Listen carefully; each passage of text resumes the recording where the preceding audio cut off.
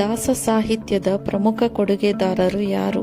Option Pampa, ರನ್ನ, ಪುರಂದರದಾಸರು, ಕುಮಾರವ್ಯಾಸ.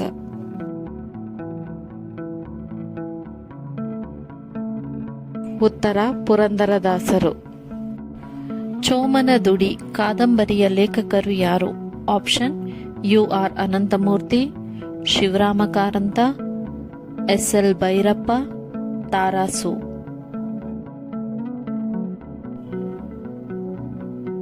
ಉತ್ತರ ಶಿವರಾಮ ಕಾರಂತ್.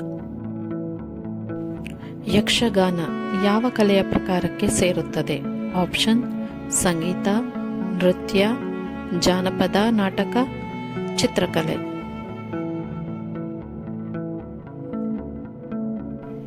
ಉತ್ತರ ಜಾನಪದ ನಾಟಕ. ವಚನ ಸಾಹಿತ್ಯ ಯಾವ ಶತಮಾನದಲ್ಲಿ ಉದಯಿಸಿತು? ಆಪ್ಷನ್ 8ನೇ ಶತಮಾನ, 10ನೇ ಶತಮಾನ, 12ನೇ ಶತಮಾನ, 14ನೇ ಶತಮಾನ.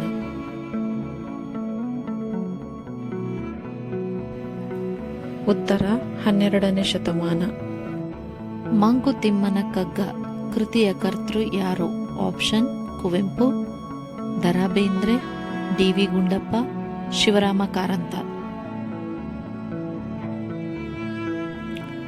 ಉತ್ತರವನ್ನು ಕಮೆಂಟ್ ಮಾಡಿ ತಿಳಿಸಿ.